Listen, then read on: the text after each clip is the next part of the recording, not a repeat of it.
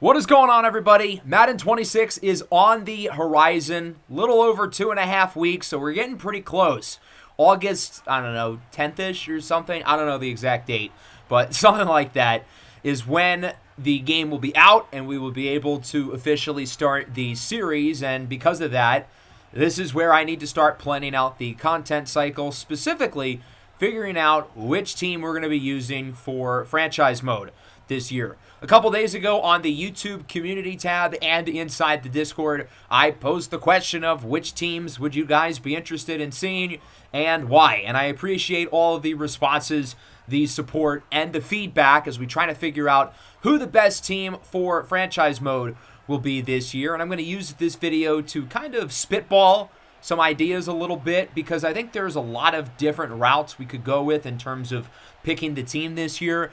I feel like there are not that many really bad teams across the NFL this year. I think there's reason for optimism for pretty much everybody, and there's a world where 29, 30 teams can get in the playoffs, which normally the number is pretty high. I mean, we just saw Washington go from the number 2 pick to the NFC Championship.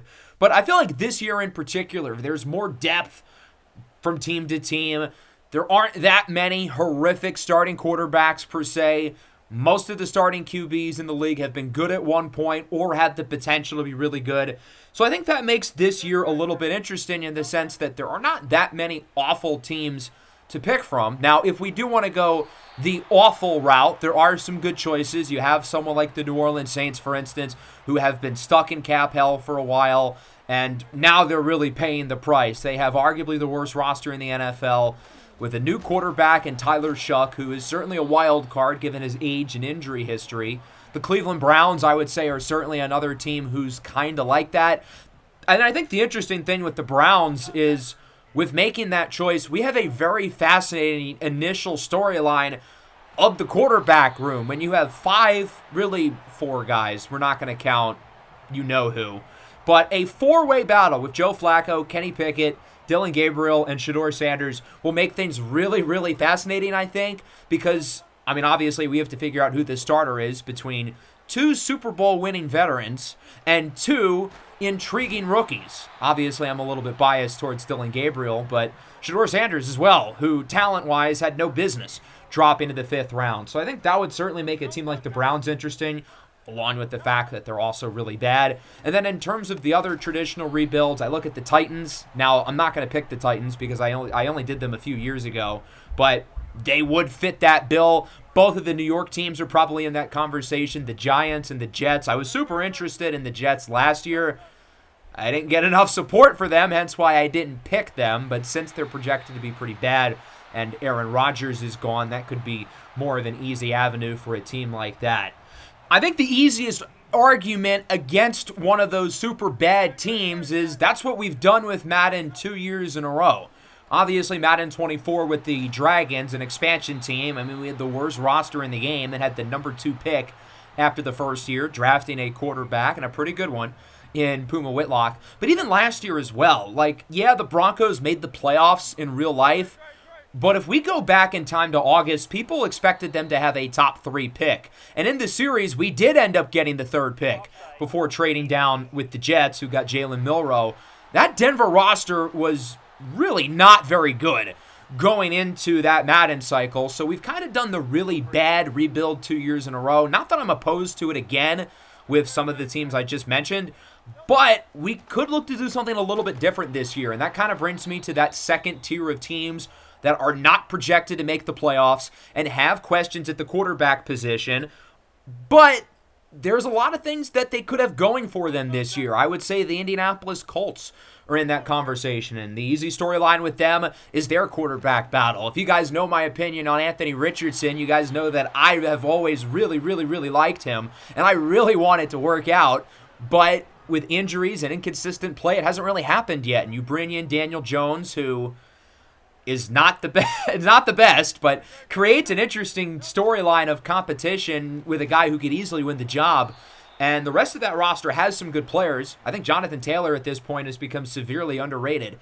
But the team as a whole has been stuck in the middle for a while, so a team like that could be interesting. The Las Vegas Raiders could be an interesting one as well. They just traded for Geno Smith, who on any given day, I think can be a top 10 quarterback in the NFL, but he's not the youngest. I don't know if he's the long-term solution. The Raiders have some intriguing high-end talent with Max Crosby, Brock Bowers, and of course the rookie Ashton Genty, who we got to use last year in the Broncos franchise. They're a team who could make sense in that case. The Miami Dolphins, a team who we've used in the past, but I think it's long enough to where we can throw their hat back into the ring. I picked the Dolphins in Madden 19, and a little bit ironic because the quarterback I drafted for them that year was Tua.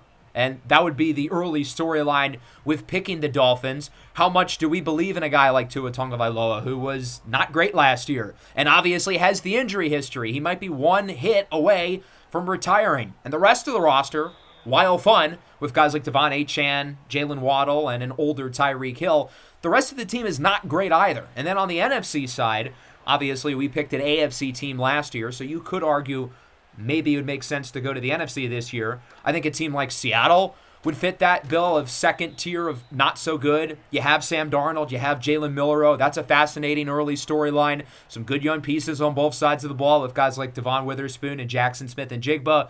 But a team in a crowded division who's not supposed to be that great.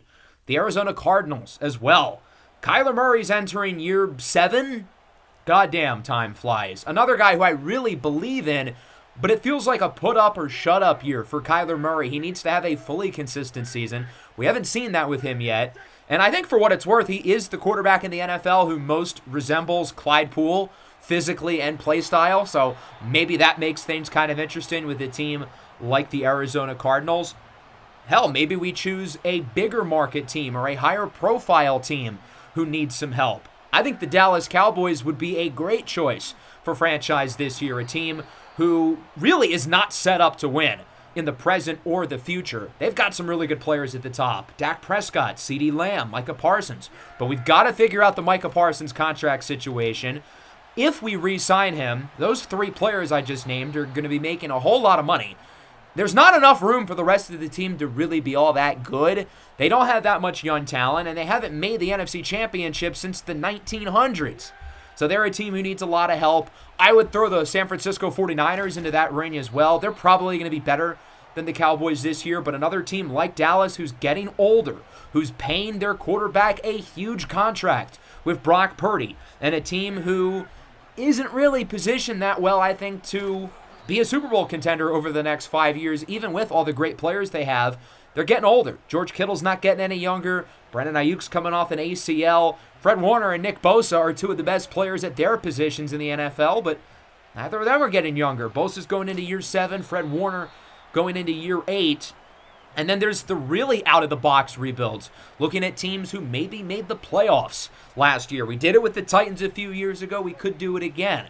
Someone like the Pittsburgh Steelers, maybe not entirely outside the box, but a playoff team who has playoff aspirations and has really changed their roster over the offseason with guys like Aaron Rodgers, DK Metcalf, and others entering the fold. I think the Los Angeles Rams kind of fit that bill as well. Matthew Stafford's not getting any younger. They've got a good group. Guys like Puka Nacua, Jared Verse, who are really, really good. They're probably the favorite to win the NFC West, but are they positioned to be really good in the future? I don't really know. Maybe even the Cincinnati Bengals. I don't really like the idea of using an elite quarterback like Joe Burrow because I feel like that makes things way too easy. But if there ever was a year to use a quarterback as good as Burrow, it probably would be the Bengals, considering they just love shooting themselves in the foot. There's a bunch of other really good teams as well who I didn't even get to mentioning, but they may be on the final list in the Discord server over the coming days. So I'd love to hear what you guys think down below in the comments section. Make sure to leave a like. Make sure to subscribe if you're new and excited for more Madden 26 content. Next episode of Virginia Tech will be tomorrow, and I think it'll be uploaded at a somewhat reasonable time. So make sure to stay tuned for that. Peace out.